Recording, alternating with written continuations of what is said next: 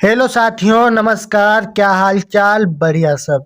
तो दोस्तों, आज मैं लेकर आया हूँ क्लास 12th बायोलॉजी का एक मोस्ट इम्पॉर्टेंट टॉपिक। ठीक है दोस्तों, मेंडल के नियम मोस्ट इम्पॉर्टेंट हैं और हर बार बोर्ड एग्जाम में पूछे जाते हैं।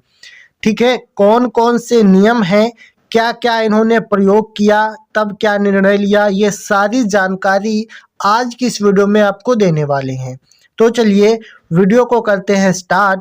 चैनल पर पहली बार आए हो तो सब्सक्राइब करके नोटिफिकेशन को ऑन कर लीजिएगा और वीडियो पसंद आए तो लाइक करके दोस्तों में भी शेयर जरूर करिएगा। ठीक है, तो सबसे पहले क्वेश्चन देखते हैं। क्वेश्चन आता है कि मेंडल के नियमों की व्याख्या कीजिए। 5 नंबर का पूरा क्वेश्चन आता है। तो मेंडल के कितने नियम होते हैं? तो 3 नियम होते हैं। ठीक है, कौन कौन से नियम है? देखिए, पहला नियम होता है प्रभाविता का नियम, दूसरा नियम है पृथक्करण का नियम और तीसरा नियम है स्वतंत्र अपव्यूहन का नियम। ठीक है, तो तीनों नियमों को समझेंगे एक एक करके। बस आपको वीडियो में लास्ट तक बने रहना है। ठीक है, तो चलिए सबसे पहले हम प्रथम नियम समझते हैं, जो कि प्रभाविता का नियम होता है। ठीक है, तो लॉ ऑफ डोमिनेंस इसको हम कहते हैं, प्रभाविता का नियम। ठीक है, तो इस नियम में क्या होता है? देखिए, इस नियम के अनुसार जब एक जोड़ी विपरीत या विरोधी लक्षणों को ध्यान में रखकर क्रॉस कराया जाता है तो पहली पीढ़ी में केवल प्रभावी लक्षण ही दिखाई देते हैं। मतलब कहने का तात्पर्य है, जब एक जोड़ी विपरीत या विरोधी लक्षणों को ध्यान में रखकर क्रॉस कराया जाता है तो पहली पीढ़ी में केवल प्रभावी लक्षण दिखाई पड़ते हैं। कैसे? एग्जाम्पल से समझिए। जैसे मेंडल ने क्या किया,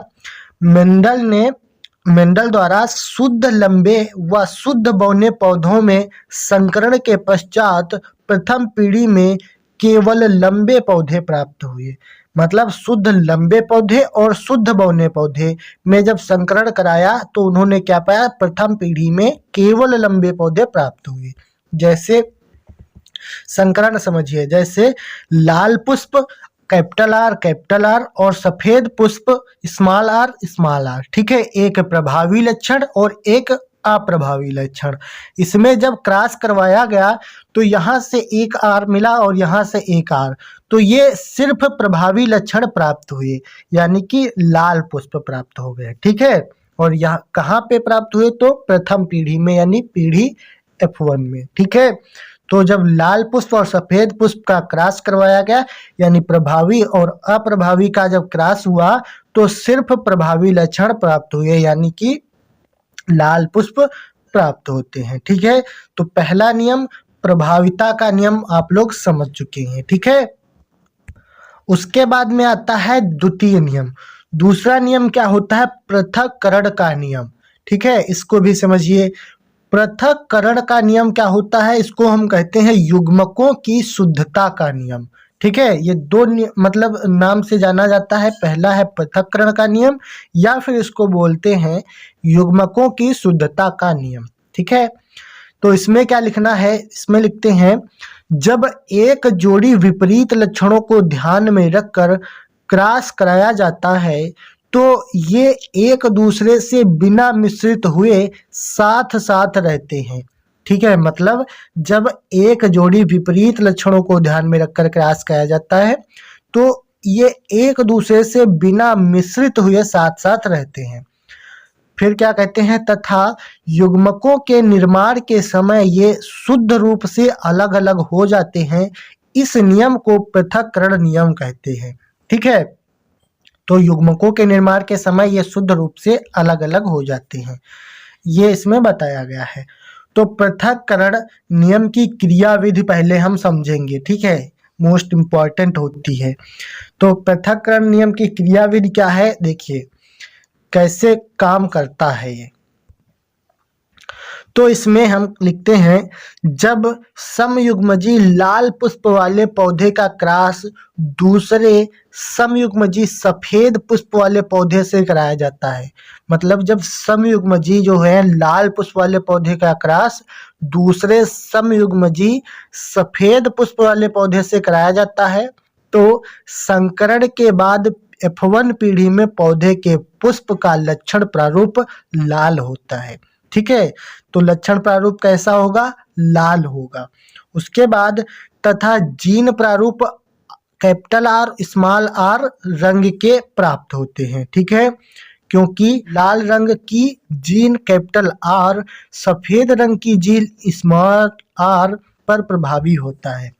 मतलब कहने का तात्पर्य यहाँ पर है कि जब संकरण करवाया जाता है तो F1 पीढ़ी में पौधे के पुष्प का लक्षण प्रारूप लाल होता है और जीन प्रारूप कैपिटल आर स्मॉल आर रंग के प्राप्त होते हैं, क्योंकि लाल रंग की जीन कैपिटल आर सफेद रंग की जीन स्मॉल आर पर प्रभावी होता है। ठीक है, फिर क्या है? तथा F2 पीढ़ी में सफेद रंग का प्रकट होना यह दर्शाता है कि सफेद रंग का जीन स्मॉल आर लाल रंग के जीन कैपिटल आर के साथ रहता है लेकिन मिश्रित नहीं होता है। ठीक है, तथा युग्मक बनते समय पृथक हो जाता है। ठीक है, इस प्रकार से इसकी क्रियाविधि आपको लिखनी है, ये आप लोग अपने आप से लिख दीजिएगा। ठीक है, याद कर लीजिएगा और लिख दीजिएगा। यहाँ पर लेते हैं लाल पुष्प कैपिटल आर, इधर लेते हैं सफेद पुष्प स्मॉल आर। जब इसका संकरण करवाते हैं तो लाल पुष्प प्राप्त होते हैं पीढ़ी F1 में कैपिटल आर स्मॉल आर। ठीक है, फिर जब इसका हम संकरण करवाएंगे F2 पीढ़ी में तो कैसे होगा? 6 खाने बनाते हैं।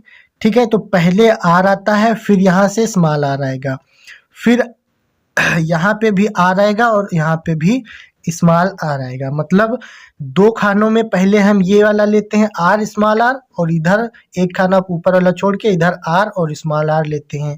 फिर इसकी हम क्रॉस करवाते हैं कैपिटल आर यहाँ पे आ गया, फिर कैपिटल आर स्मॉल आर, इसकी क्रॉस करवाएंगे कैपिटल आर स्मॉल आर। फिर क्या हो जाएगा? यहाँ से इसकी करवाएंगे कैपिटल आर स्मॉल आर, तो ये वाला हो गया है ना। फिर इसकी करवाएंगे तो स्मॉल आर। ठीक है, तो यही F2 पीढ़ी में क्या प्राप्त होता है? कैपिटल आर स्मॉल आर विषम युग्मजी प्राप्त हो जाता है।